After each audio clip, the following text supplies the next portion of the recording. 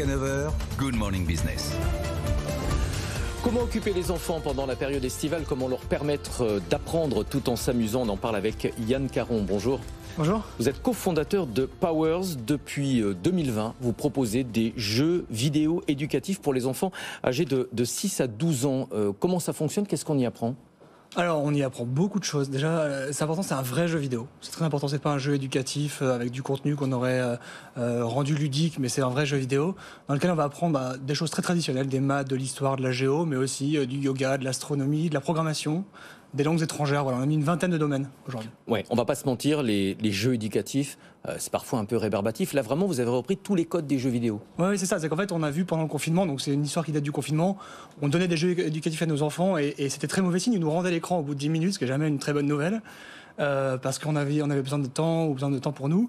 Et puis du coup on a construit un vrai jeu vidéo avec des personnages, des caractères, une histoire, une aventure dans lequel les enfants sont pris, se prennent au jeu et puis apprennent du coup naturellement. Comment vous avez abordé le côté éducatif des jeux? Comment est-ce que vous les avez construits avec des profs, avec des spécialistes? Alors, on a deux choses. Déjà, on a Hachette, le groupe Hachette et Bayard qui sont au Capital depuis le premier jour. Donc, on bosse énormément avec leurs équipes d'ingénieurs pédagogiques, avec leur contenu. Et puis, nous-mêmes, en interne, on a recruté des ingénieurs pédagogiques qui construisent le contenu, qui séquencent le contenu pour que les enfants de 6 à, en fait, on va beaucoup plus loin que 12 ans, puissent progresser à leur vitesse, à leur rythme automatiquement. Alors Powers, ça s'écrit avec un Z à la fin. Vous lancez cette semaine un nouveau jeu, Powers Nouveau Monde. C'est quoi? C'est un prolongement du premier jeu que vous aviez lancé ou est-ce que c'est radicalement différent? En fait, c'est l'aboutissement de 3 ans de développement. En fait, on a dit on va faire quelque chose qui n'a jamais été fait, un vrai jeu vidéo dans lequel les enfants vont apprendre. On ne pourra pas le faire comme ça entre nous pendant 3 ans et puis vous allez voir ce que vous allez voir. Donc on l'a fait publiquement, c'est-à-dire qu'il y avait un développement alpha on a eu 250 000 enfants et parents qui ont joué, qui ont fait des retours, etc. Et donc là, en fait, avec tout ce qu'on a appris et toutes les données qu'on a collectées, on a construit Powers Nouveau Monde qui sort du coup demain, qui est l'aboutissement de tout ça, qui est un jeu terminé, bouclé, beau, qui va continuer à évoluer mais qui est déjà terminé.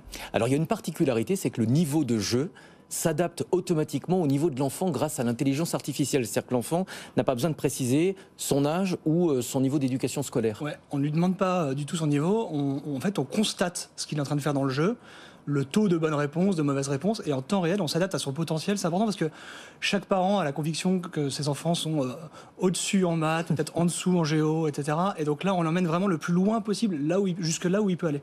Ouais. Je ne vais pas me faire l'avocat du diable, mais est-ce que c'est pas un peu dommage de coller des enfants devant un écran? Si, c'est très dommage. Moi, je suis complètement d'accord avec vous.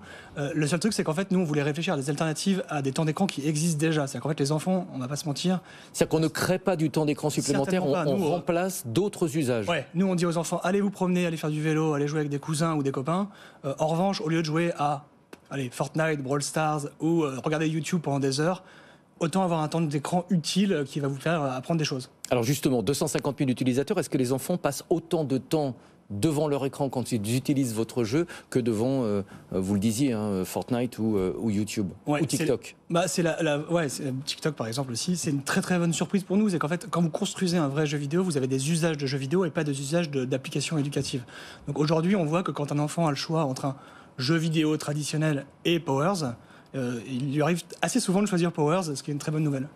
Vous avez également lancé une application à destination des parents pour leur permettre de visualiser la progression de leur enfant, mais aussi pour leur permettre de contrôler le temps d'écran. Ouais, alors Powers Family, qui est complètement gratuite dans les différents stores, et permet aux parents en fait déjà de voir ce qui se passe dans le jeu, c'est intéressant, mais ils peuvent voir comment les enfants progressent dans telle ou telle matière, les domaines qu'ils ont appris. Donc on a pris les contenus typiquement de Hachette, qu'on a découpés en domaines, et vous pouvez savoir exactement ce qu'il a acquis comme domaine ou ce qu'il n'a pas acquis. Et puis en effet, contrôler le temps d'écran, pour nous c'est important depuis le début, on n'est pas là pour dire il faut jouer 10 heures par jour, on pouvait régler des durées maximum de sessions.